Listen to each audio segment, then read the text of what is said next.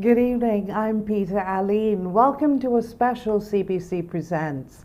Last week we had an excellent discussion for World Suicide Prevention Day, and tonight, in association with the Ministry of Youth, Sports and Community Empowerment, we bring you part 2 of the panel discussion addressing the silent epidemic of suicide ideations in Barbados with the focus on men.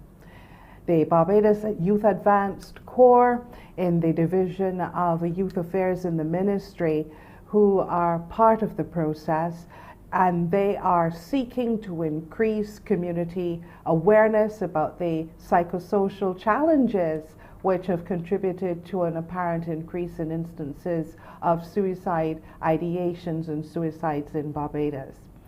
The numbers are disturbing.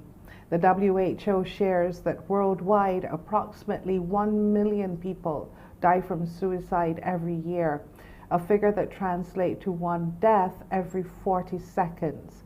Suicide accounts for 1.4% of deaths in the world and ranks among the 20 leading causes of mortality. In the region of the Americas, about 65,000 deaths from suicide occur each year. Tonight, with the help of our panelists, psychiatrist Dr. Ronald Chase, mental health consultant Mrs. Janelle Chase-Mears, and a psychologist and life coach Kristen Hurdle, we continue the theme, creating hope through action. Remember, you can be a part of the discussion to share your thoughts, perhaps your experiences, and your concerns. You can contact us by calling 228-5562 or 228-5563, or you can WhatsApp us, message only please, on 228-5562, or you can post your questions or concerns on our Facebook page at CBC Barbados and at Division of Youth Affairs. This special edition of CBC Presents is brought to you in partnership with the Ministry of Youth, Sports and Community Empowerment's anti-violence campaign, Building Awareness, Promoting Behavioral Change. We'll meet our panel and begin the discussion after the break.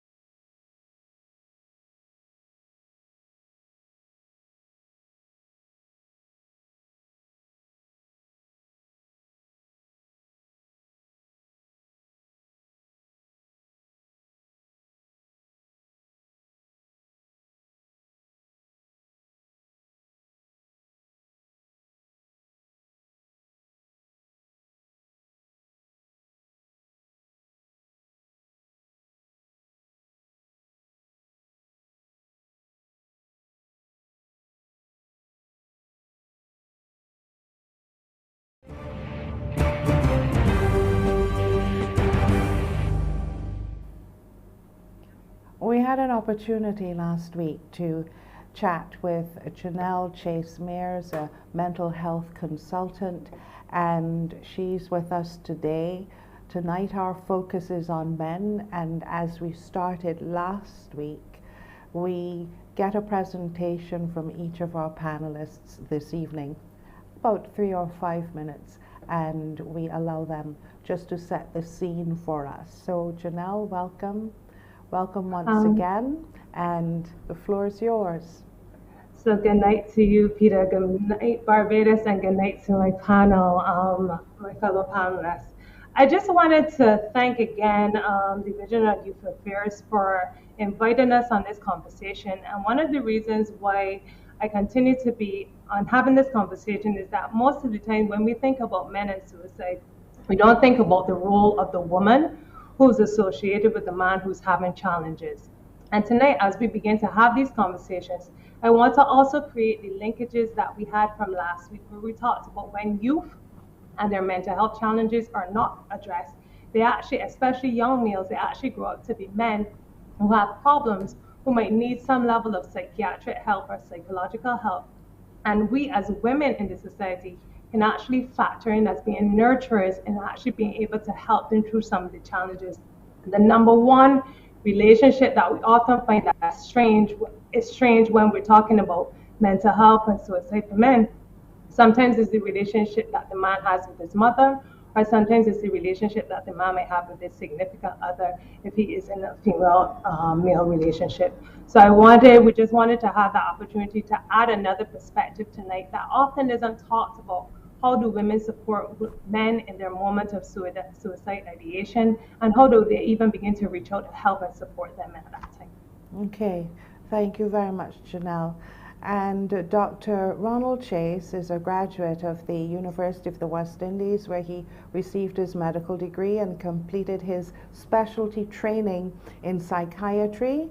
He's had over 12 years experience working in the field of mental health, working in the psychiatric department at the Queen Elizabeth Hospital, and he is currently a psychiatrist at the psychiatric hospital with a special interest in addiction and forensic psychiatry. Welcome to CBC Presents, Dr. Chase. It's nice to have you with us.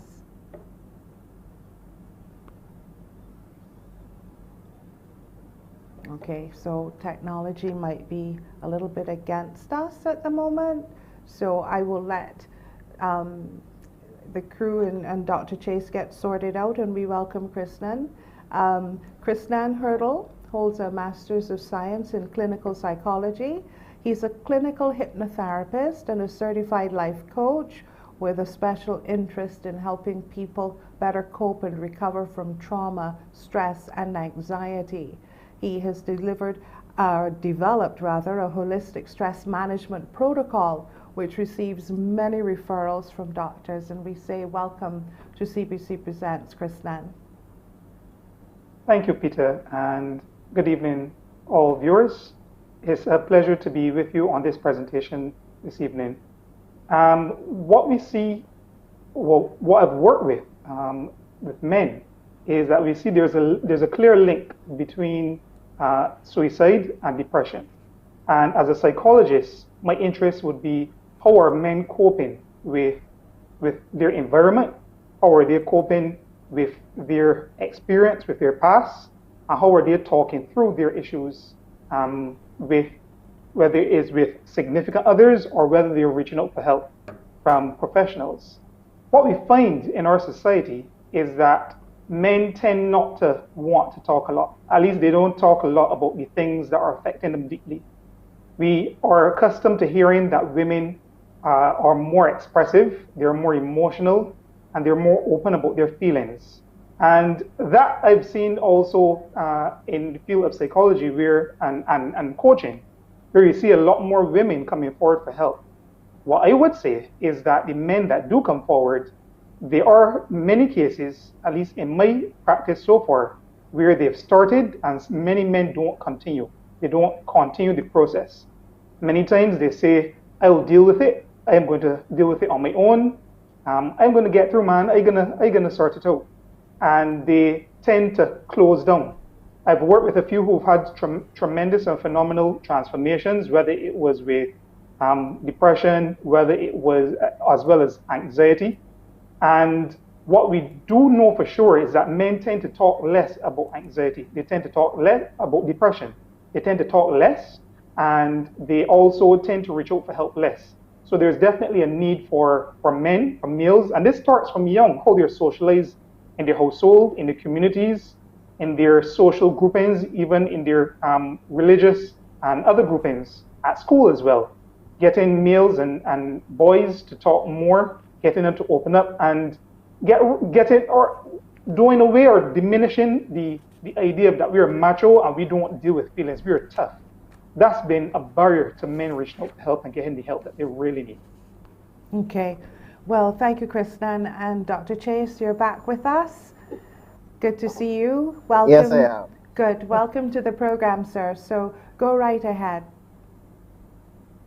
Good evening. Thank you for having me here today. It's a pleasure to share with everyone on this topic. As a male, yes, you We hear that men don't come for help a lot. You hear that we don't talk, we don't speak about our feelings, and we do when it does matter. But I find that, as my other panelists said, the societal upbringing of males, of young men in our society, yes, it mirrors the world, not from males, boys, and spoken more a matter of keeping things inside. We do see clients, I mean, do see males come in or having challenges that it has reached a point. And typically, what I see is that it is usually an issue of not being able to cope with some of the life stressors, because we all know that life is good, it's great, but there's some ups and downs in life. And once we're on this world, in this earth, there are going to be challenges that we have to overcome or that we have to deal with on a daily basis. My challenge, or what I find challenging, may not be what you find challenging. But if it is a challenge to you, the individual has to know how to cope. And I find, not just among men, but tonight we're speaking about men, I find within the youth, their ability or the coping strategies that they use are not healthy, so they're not able to actually go through some of the rigors of life. And it is no fault of their own, because I'm sure everyone listening to this program tonight have lived through things that have been either traumatic or very, very hurtful, stressful, and it's not easy. And I think we need to get that message out there, because my other panelists spoke about barriers. One of the biggest barriers is for men as well, is the stigma of going for help. Does it mean that I'm less of a male, of a man, if I have to go and speak to someone about how I am feeling? I can't handle my stuff. Mm-hmm. So, let's see. Okay, thank you. You know, it is said that suicide is a highly sensitive, complex issue with a tangled multitude of causes. The very nature of a death by suicide means that we can never really fully know the reason behind it, because you know, sometimes you're told that notes are left behind and sometimes not.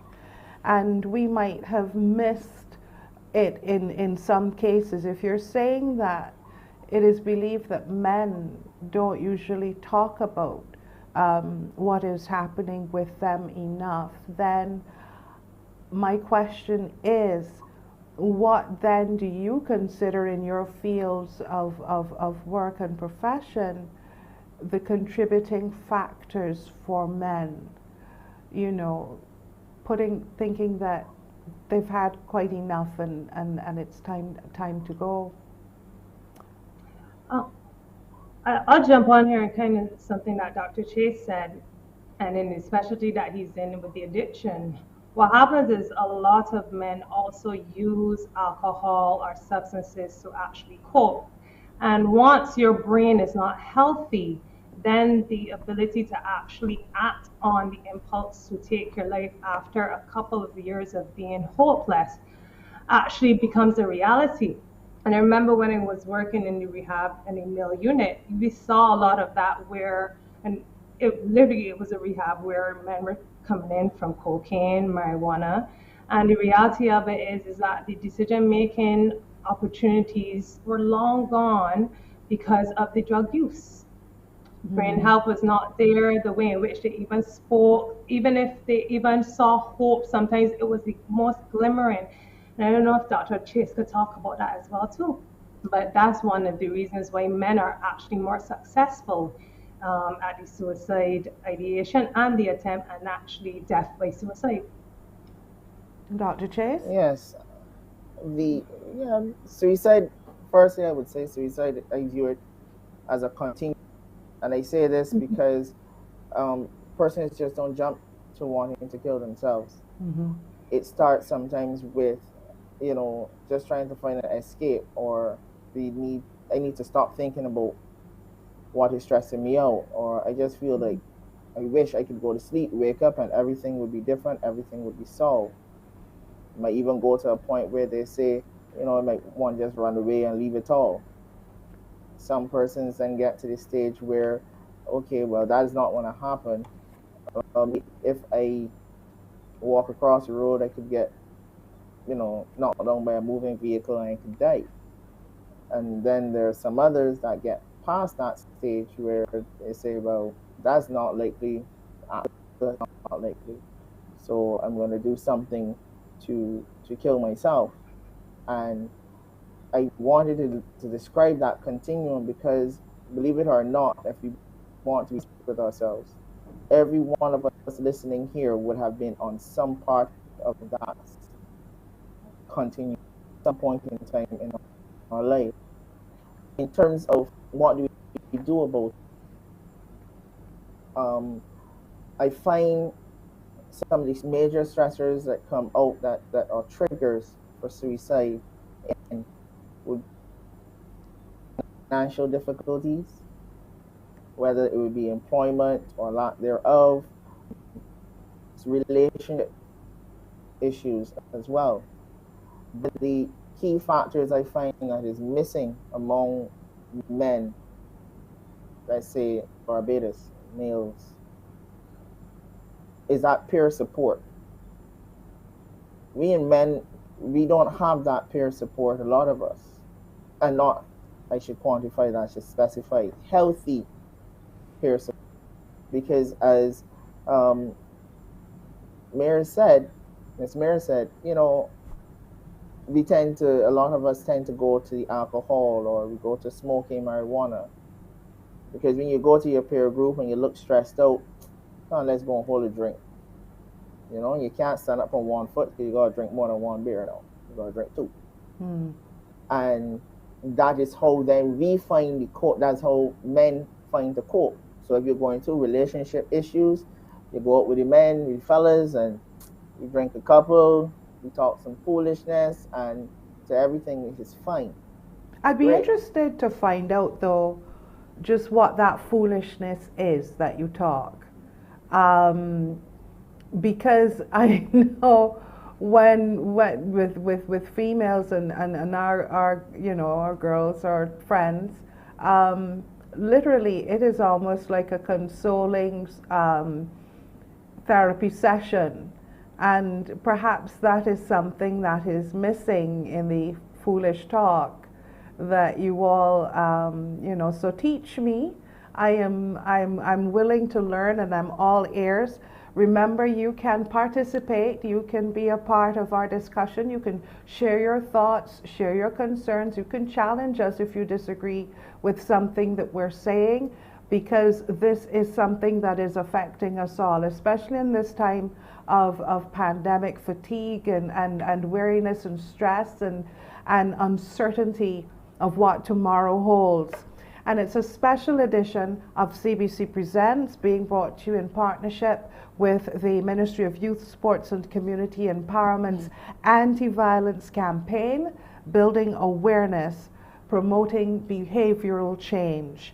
And we are going to continue after the break.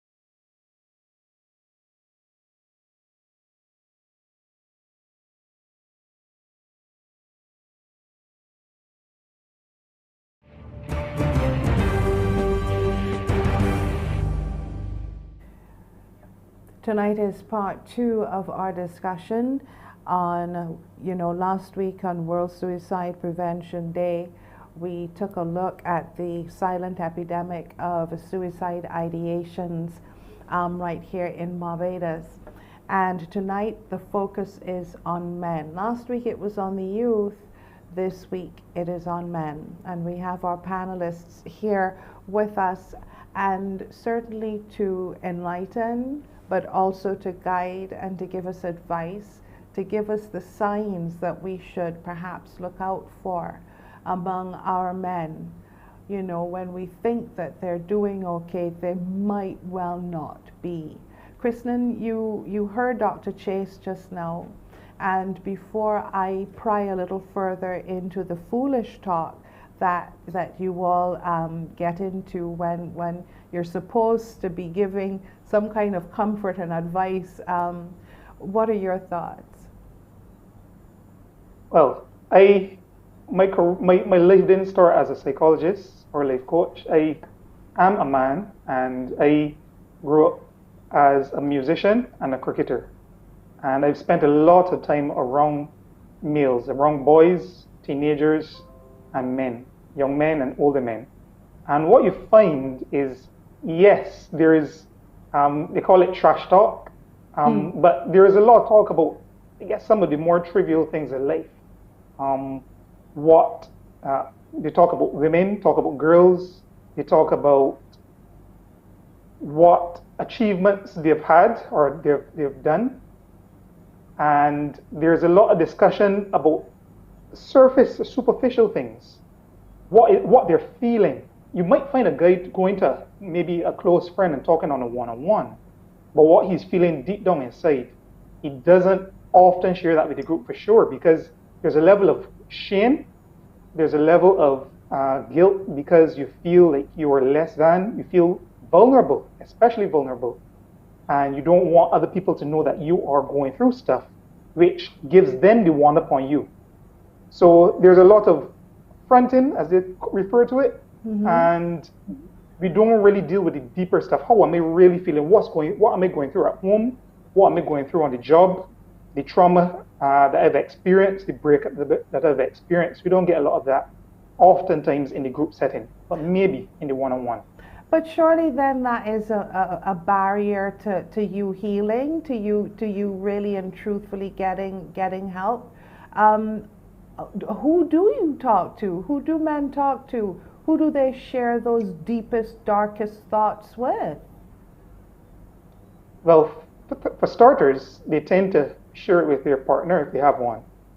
And if the hurt is about the partner, then sometimes they're at a loss, or maybe they might have a best friend, a pal, as they refer to their dog or their main guy.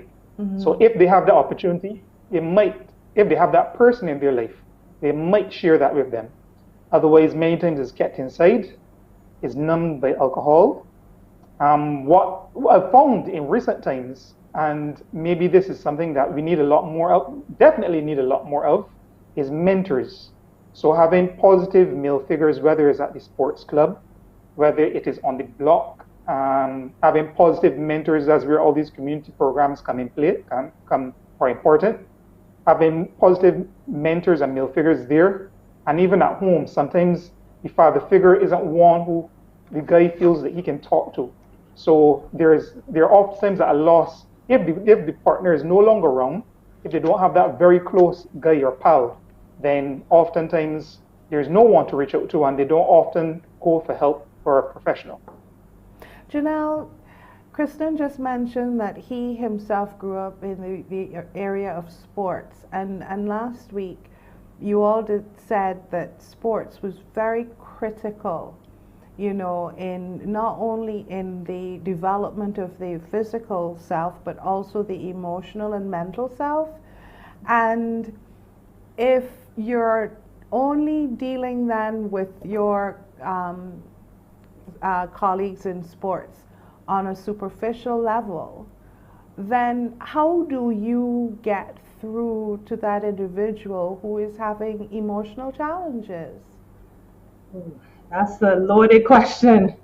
I think just kind of piggybacking off of what Krishnan said, I think when people begin to establish relationships with the individuals that they're playing sports with, they actually become more comfortable in having the conversation. And then often, if I go back to what Dr. Chase said, the continuum sometimes is interrupted because now he actually feels like if he can talk to somebody. But I think it's also, if we go back to do they have the skills to talk? Have they gotten the skills from home? Do they even have people who know how to ask them or challenge them when they see them being extremely quiet? Or do they have individuals when the kicks in is too much or the front end is too much that they can actually say, hey guys, I really can't deal with the jibbing now.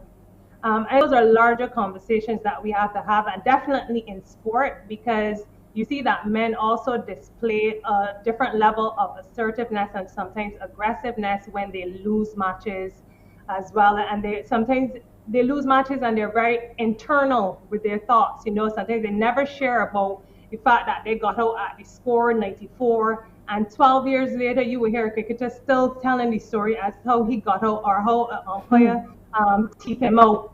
And he carried that, you know, for all his years, or he didn't make a national team, you know, and he would carry that, again, going back to what Dr. Chase said, as a continuum, like, okay, now this is it. I would never be able to make it in life. So it's connecting all of those layers and being open to recognize that, you know, you are an emotion-filled individual who has the capacity to speak if somebody takes the time, one, to teach you, and as well as to listen. And I think it also comes down to communication. That's something that all of you started with as part of your presentation, and leading right back to those coping skills. Communication is something that helps develop those skills. You know, how we talk to each other, how do we talk to our children? Let's take a look at that when we come back from the break in this very special edition of CBC Presents, which is being brought to you in partnership with the Ministry of Youth, Sports and Community Empowerment's Anti-Violence Campaign, building awareness and promoting behavioral change. We'll be back in a little bit.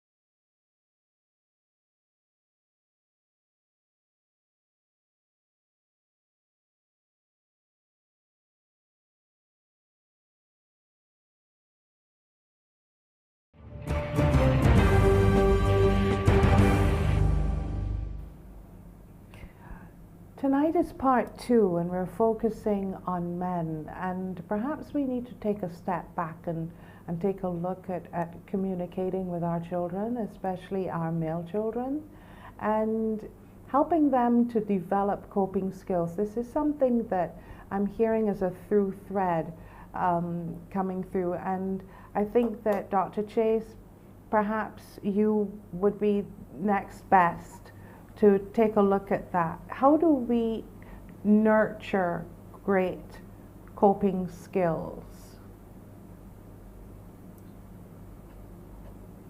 As a child, and from birth, when the first, or how we first start to learn, is through observation. And it is proven that observation is the best or the quickest way and most frequently used way that we as human beings learn. And you know the adage in Barbados that, you know, children soak up everything like a sponge. Observation. What our children see in our households in their households by their parents, who they see as their role model, as their father, as their mentor, the adult figure in their lives, all of them, they kind of follow what they see. So if they see their adult, their mother, their father, their adult cousin, their aunt, or their uncle behaving in a certain way, shouting when they're angry, um, thinking if they look stressed, see that, we adopt that. We say, well, look, subconsciously, this is how I'm supposed to deal with stress. How you deal with stress. When daddy gets vexed or daddy gets overwhelmed, daddy's walk out the house and he's go to the shop. Or when mommy get angry, she starts shouting at everybody, right? So it's only effective if the message is passed effectively. If someone is able to listen to what you're saying, and if you're able to articulate what you're saying. And I find too much in our households and our society as well that we are not setting proper examples for our children in terms of how we communicate between each other. Sometimes the communication is just a shouting match, an argument. And what does that teach our children, males and girls? That to communicate, to get our point across, we must shout. We must do something to get the attention of the person that we want to listen to what we're saying. So I want us to look at, okay, let us sometimes set aside time to listen to our children, to open that avenue, particularly with boys, girls as well, talking about boys, sit down and have that conversation and get that boy accustomed to communicating with someone on one-on-one. You know, we have now to compete with social media, WhatsApp, Instagram, and all these TikTok, even, TikTok, and what's call it now? There's a roadblocks where they play this thing and they communicate with each other on net.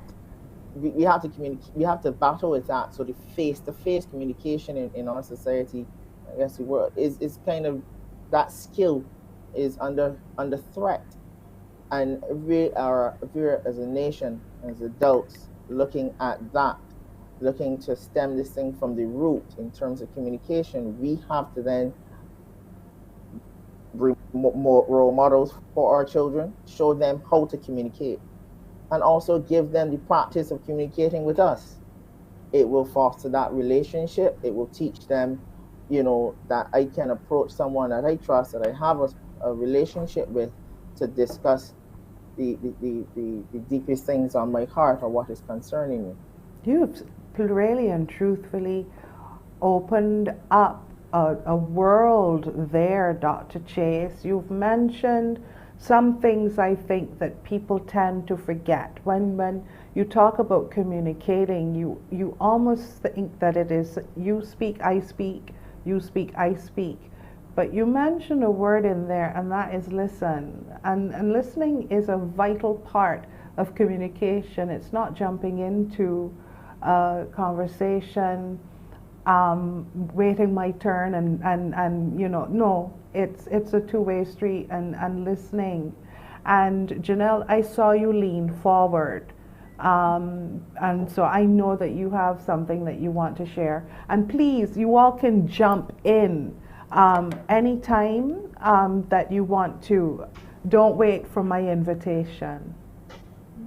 I just leaned in because I was really listening to what Dr. Chase said in terms of, the practice of the skill.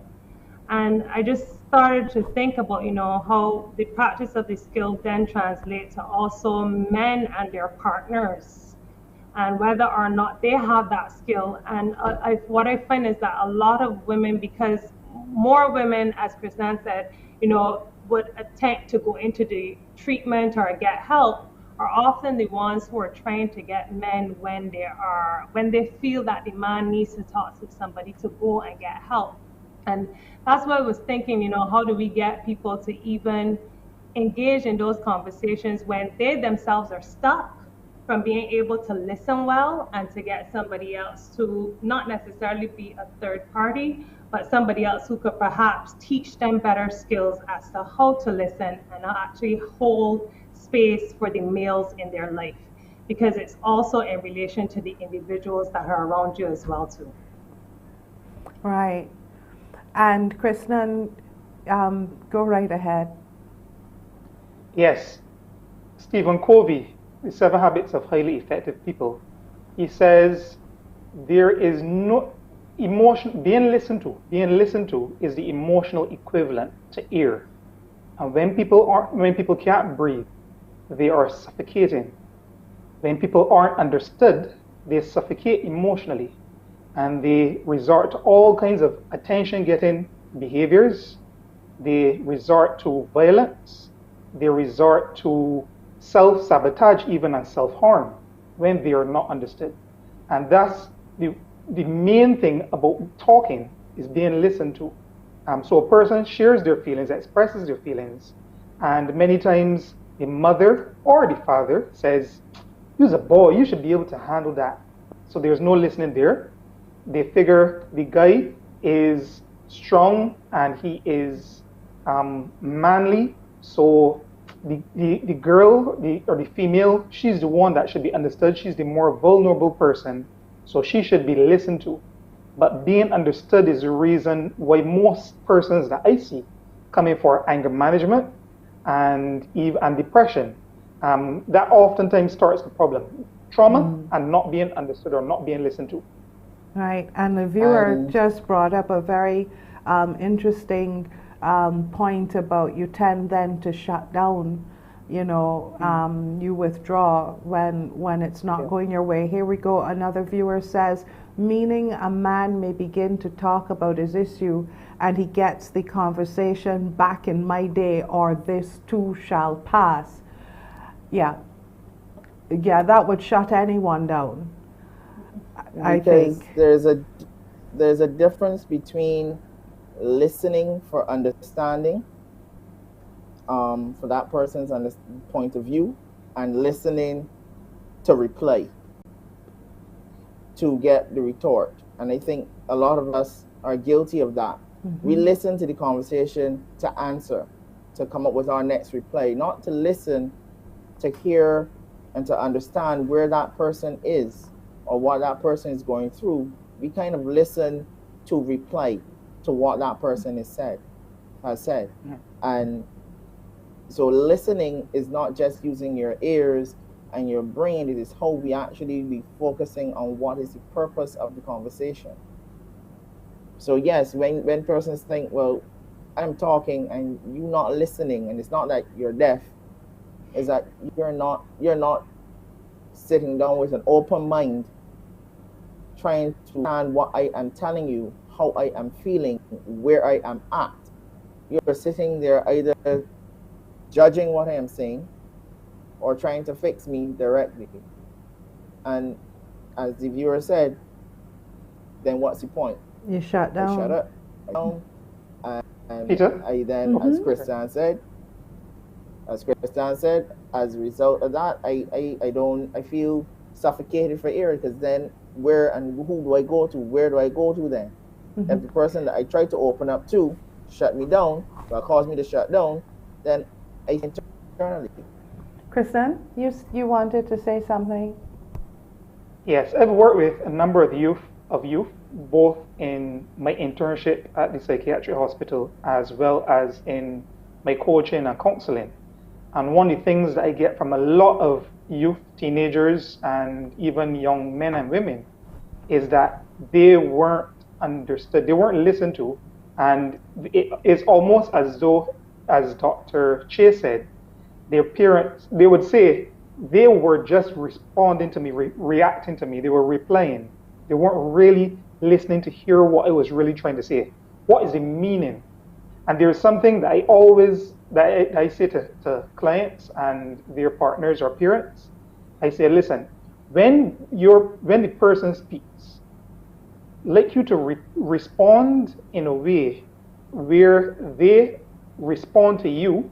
So when they speak to you, Mm-hmm. And when you respond, to tell them what you understood in a way that they say is satisfactory to them, that they feel that you understand them. So you don't just respond and continue talking. You respond and say what you heard them say until they feel you understand. They feel that you're walking in their shoes. That tends to work and turns the table around. But what happens in the case where, and we're going to take a quick break, but what happens in the case where what you're saying, immediately my back goes up against the wall, because I feel like if you're saying it's my fault, you're attacking me, and I'm offended by what you're saying, and I'm not really understanding. I'm seeing it that you're placing blame on me. What happens then? You know, and I also have another question, in the sense that from arising out of all of this, what are the signs that we look for? What do we as individuals look for in our males to see if they're really handling life well, or if, you know, there is something going on in there? Because I don't think that you hear so many people say, but he was okay, you know, he was here last night and he was fine, and so on, and but obviously we were, or they were, missing something, and I'd like to find out just what that is as we continue this special edition of CBC Presents, being brought to you in collaboration with the Ministry of Youth, Sports and Community Empowerment's Anti-Violence Campaign, building awareness, promoting behavioral change. We'll be back after the break.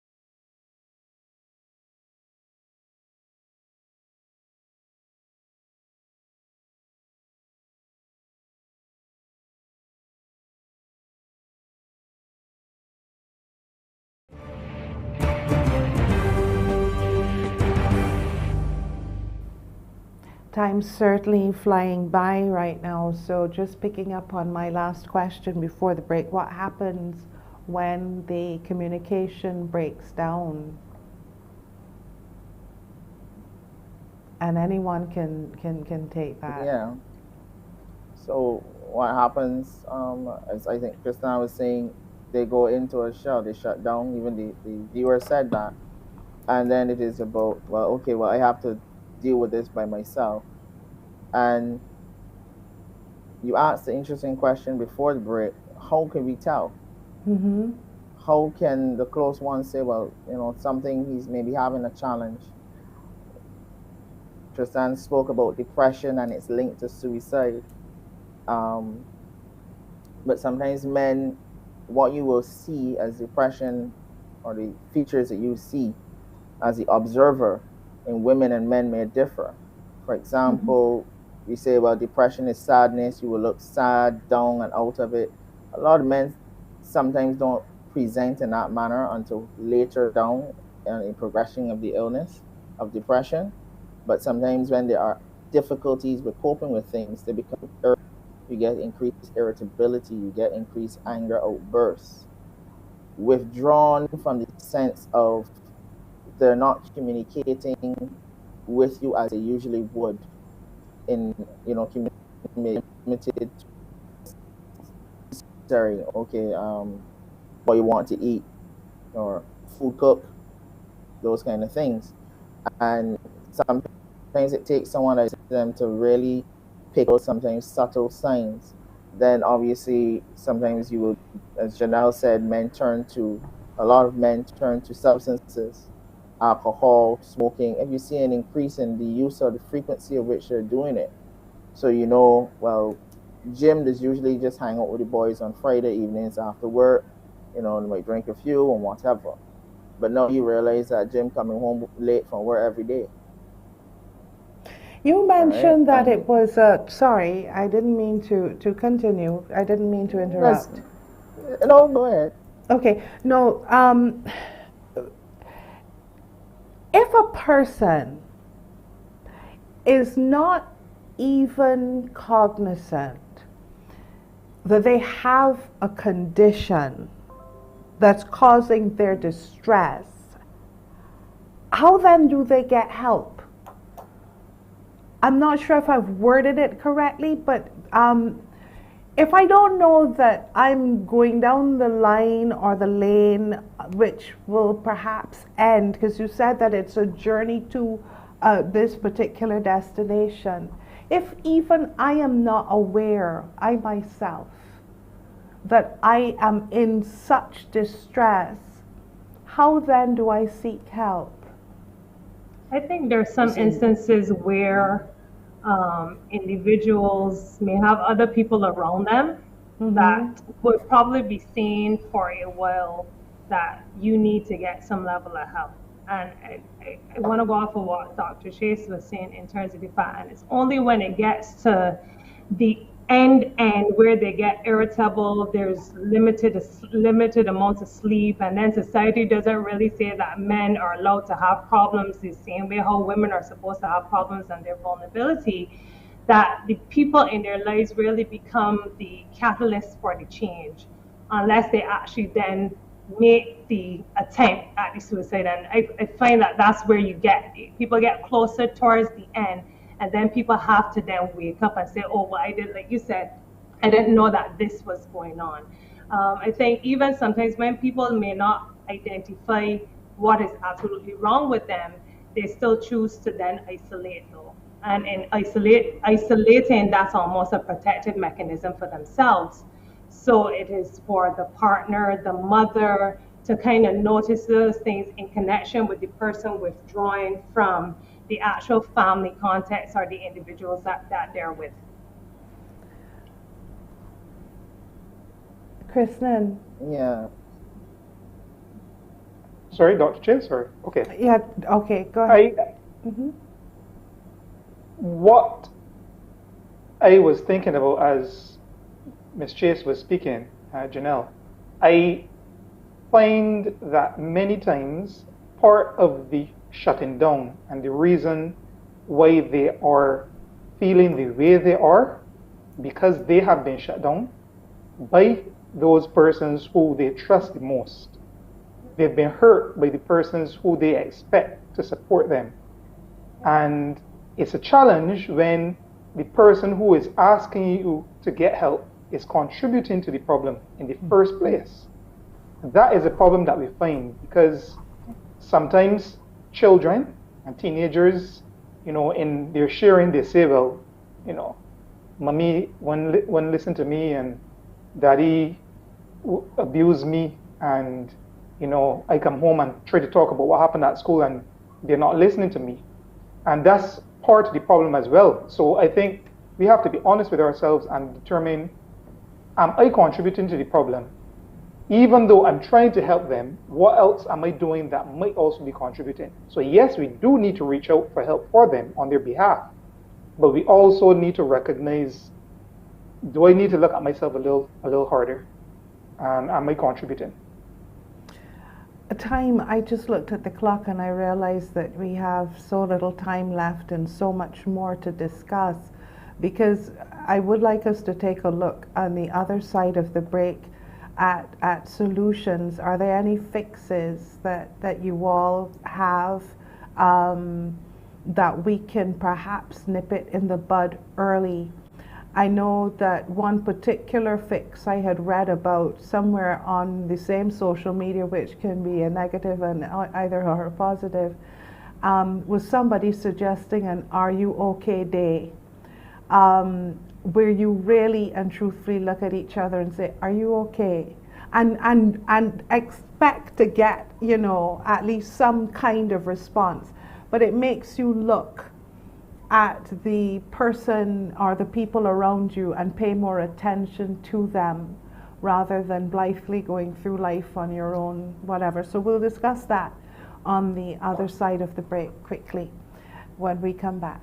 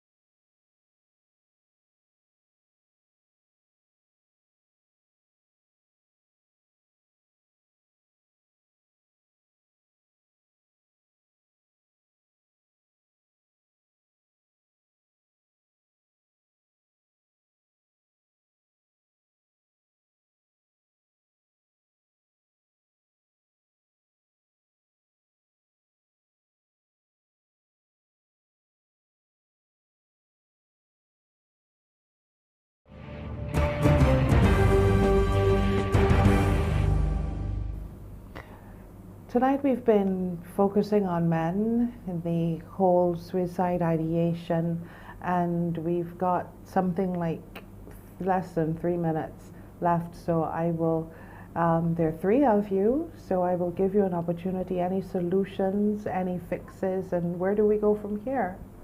Janelle? My solution is to extend an invitation through the Barbados Youth Advance Corps to the public of Barbados, especially the youth. We'll actually be having some trainings, community empowerment trainings around suicide and mental health. And that starts tomorrow from 6, and you can access that information on the Youth Division's page. That's going to be my solution for tonight. Okay. And you see technology working there for you. So that's what the form looks like, so you can go online and pull that up. Dr. Chase? Yes. My goes wider than I want to think tonight. All parents to engage our boys or young in conversation from early. It will help them to be able to form closer relationships with persons. It helps them in later life, which will be necessary as for the friends out there. We, the friends of persons who go through things, we have to start to listen for understanding, not listening for reply. as an individual, as a person, because it's not everything that you're going to run to someone to. We have to develop a coping strategy. And when I say a coping strategy, something that relaxes us and de-stresses us, that is healthy. Alcohol and drugs are not. Whether it be, as Kristan would have said earlier, he had his background in music, whether it be listening to music, um, playing sports, um, something to relax. It doesn't have to be a big event. It doesn't have to be something you do for a very long time, as in hours. You just something to take that steam off the pressure cooker by doing something to just relax you for 15 to 30 minutes every day. Okay. All right. Kristen, you have 15 seconds. Yes. Being vulnerable is something that we do in sports. Being vulnerable is something that we do when we're working with a personal trainer. As a man, reaching out for help is not a sign of weakness. And you hear me say this all the time. Reaching out for help is like being coach. Is not making you small, but it's actually a point of strength when you can submit to guidance and leadership, and you can allow that to make you a stronger person. Getting help is not a weakness. It's a sign of strength. Thank you very much. I'd like to thank our panel this evening, Mrs. Janelle Chase Mears, mental health consultant, also Dr. Ronald Chase, psychiatrist, and Kristen Hurdle, who is a psychologist and life coach. And also I'd like to thank the Ministry of Youth, Sport and Community Empowerment, especially their Youth Advance Corps, and the hard workers there for coming up with this program and allowing us to get an opportunity to chat with you. And next week we're going to take a look at women within the whole suicide ideation. Thank you so much for joining us tonight. Please stay safe.